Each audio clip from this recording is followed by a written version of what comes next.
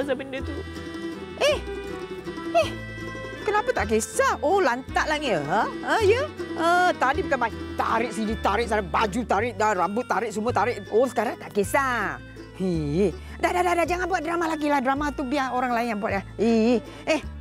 Mana phone aku? Cepat, bagi balik. Give me back my phone. Give me back my phone. Percy, anda kata yang merakam video tersebut adalah pekerja kafe tersebut. Ini menunjukkan kegagalan kafe tersebut menjaga hak privasi pelanggan. Ha, betul tu. I rasa hak privasi I diceroboh tau. I letih lah. I pula streamers nombor 1 terpaling hebat, tahu tak? Sekarang ni, Cik Bintang mesti tengah gelakkan I. Bencilah. Okey, sabar. Sing you are stressed. Okey, sama anak sendiri. Abang, I rasa inilah peluangnya I nak bagi pengajaran kepada Lisa, anak kesayangan you tu. Padanlah muka. Siapa suruh jadi chef? Oleh kerana ada potensi konflik kepentingan di sini kerana peguam yang mewakili anak guam adalah ibu kepada anak yang terlibat dalam kes ini, boleh mempengaruhi objektiviti dan keadilan dalam prosiding ini. Kau dah struggle banyak dah untuk kau sampai dekat sini, Lisa. Tak apa. Kalau diorang nak saman kau, bagi je diorang saman. Tak apa. Sebab kau tak salah. Aku tak salah. Dan aku tak boleh lupa apa yang Ji dah pesan. Aku kuat.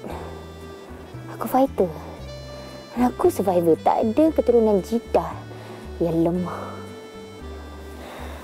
Yes. Aku boleh. Aku kuat. She also requests for writs execution for asset seizure. Okay? You akan file bankrupt. She can even follow you with garnishment. Macam mana ni, Lisa? Takkan you nak biarkan semua tu berlaku? Lisa nak buat apa lagi? Mak sendiri pun setuju nak saman anak sendiri. And what else can I do? Okey, Ina, cukup. Lisa, Mama saja nak bagi Lisa takut, tu je. Sebenarnya Mama tak boleh ambil this case. Okey? Kosongkan permis ni secepat mungkin. Cik, jangan macam tu, Cik. Cik. Senang datang minum kopi, ya. Cik, tolonglah. Cik.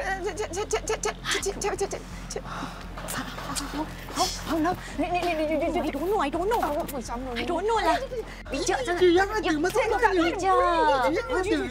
Janganlah bagi RM1. Ingat.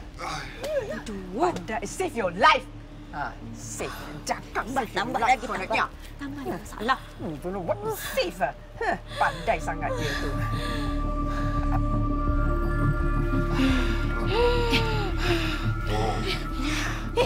Ini mesti sebab dia ni.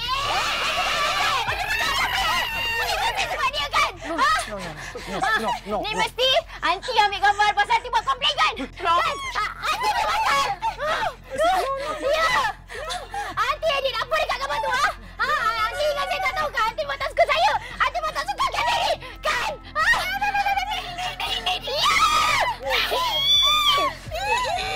WhatsApp ni. You ni. Baby, you lupa ke? Sebelum ni, I pernah kecam you, I sampai dapat 700 lebih tau like. Ya. Okey, apa kata sekarang ni, you buat live, you berlakon lah, you cakap yang macam, you ni macam mangsa teraniaya ke, you buat menangis, biarlah orang kesian kat you. Bagus juga idea ini kan? Tengoklah boyfriend siapa. Lepas tu, jangan lupa introducekan I sebagai lelaki yang pernah tolong you dan the professional e-sport player.